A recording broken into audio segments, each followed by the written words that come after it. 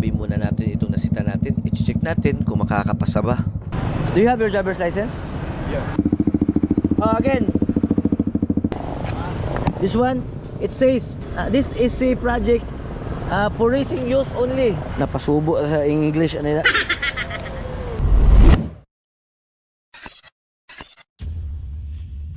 Magandang araw mga kasikop. Ito yung pagbabalik ng duty natin ngayong 2026.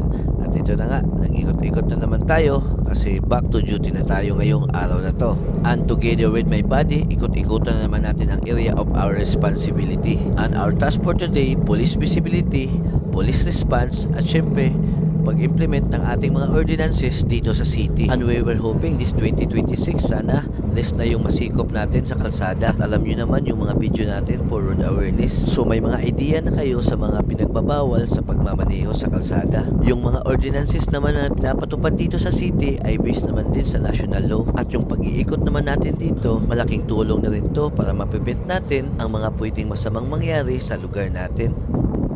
At tulad na sa sinasabi ko, napapatupad tayo sa mga ordinances dito sa city. Tulad dito, may nasundan tayong maingay na tambutso. Alam nyo naman na pinagbabawal yan dito. Tapos na po ang Pasko at New Year. Sana, back to stock na po tayo. Ang dami na rin kasing mga reklamo sa ganitong maiingay na tambutso. Kaya may ordinance ang city pero nakabase pa rin sa national law. At pag pinalitan mo yung tambutso mo, dapat pumasa ito sa 99 decibel. At pinatabi muna natin itong nasita natin. I-check natin kung makakapasa ba.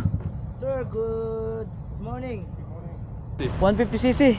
And you're using a very loud pipe. 3K RPM. Yeah, you're gonna check it, okay? On the DB. Do you have your driver's license? Yeah.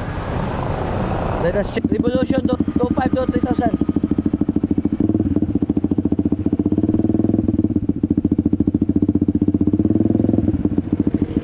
Oh, sir, look. Let me check again.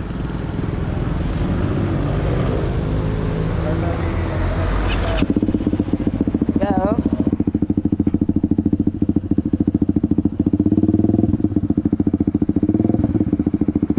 Again. And this is your driver's license? Yes. How many months did you stay here? I think five months. 5 months? Yeah, yeah. So this driver's license is not valid anymore? I can't get. I'm trying to convert to Filipino Yeah. license. I've already got my alien card. You can drive this only for 90 days. And again, your concern is about your muffler. We have national law, and we have also our ordinance here that if you exceed 99 decibel, it is not allowed to use that noisy muffler. As you can see, this one, it says this is a project for racing use only. You cannot use that for public. We're going to consider if you have DB killer or silence. The DB killer, but the one that I ordered from Shopee didn't. Oh, but it's too late na. First day of duty 2026. Napasubo sa English, ano na? Can I see the papers? I'm just waiting. Huh? My mother will bring it. I have to take it out my bike. When you are driving here in the Philippines, you have to bring your driver's license and also the registration. Yes. Huh? That's the requirements when you're driving a motorcycle or even a car.